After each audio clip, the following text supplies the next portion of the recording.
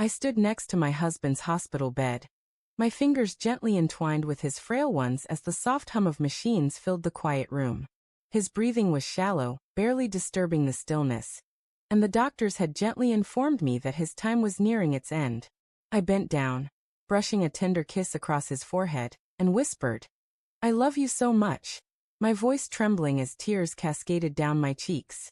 After all the years we'd woven our lives together, this moment felt like a shattering finale, a goodbye too painful to bear. As I stepped back from his bedside, my heart felt hollow, carved out by grief. The long, sterile hospital hallway seemed to stretch on forever, and each step I took felt like a betrayal. I didn't want to leave his side, but I hadn't slept in 3 days, keeping watch over him. The nurses, with kind persistence, urged me to go home and rest for a brief time. Hesitantly, I agreed, holding on to the fragile hope that I'd return soon enough to be with him before he faded away. As I turned a corner, my body heavy with sorrow, I paused near the nurse's desk. I hadn't meant to eavesdrop, but the sound of my husband's name froze me in place. What I heard next sent a jolt through my entire being. "He's been asking for her every hour," one nurse murmured with compassion.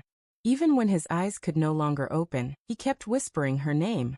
"I know," another nurse replied softly. "He also asked us to hide his pain from her. He didn't want her to suffer any more than she already is." My breath hitched in my throat. I pressed myself against the wall, stunned by the revelation. My husband, even in his final hours, had been shielding me, concealing his agony to spare me further heartache, while I had been struggling to stay strong for him. He had been quietly sacrificing for my sake. Then the first nurse said something that made my legs falter.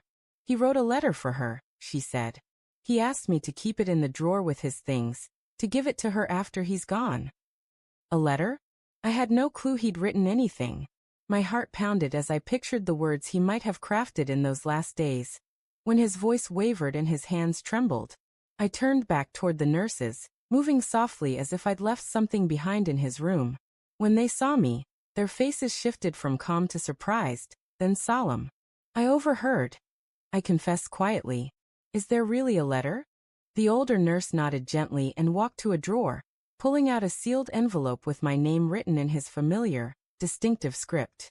My hands shook as I took it and sank into a chair in the waiting area, staring at the envelope for long minutes before mustering the strength to open it.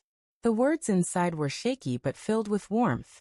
He poured out his gratitude for the life we'd built together, for my unwavering presence through our struggles, and for being the light of his every day. He pleaded with me not to carry guilt or grief, but to cherish the memory of his love.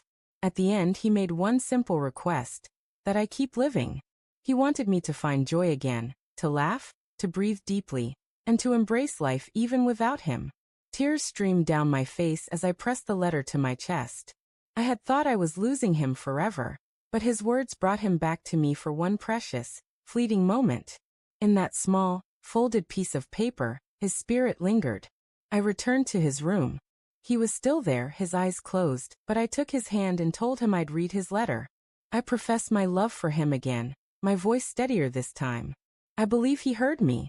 His lips twitched slightly, almost forming a smile. I stayed by his side until the end, never letting go of his hand. The pain of his loss was as sharp and raw as I had feared. Yet the letter softened the edges of that anguish. It was his final gift, proof that love endures beyond death. In the days that followed, I framed the letter and placed it by my bedside.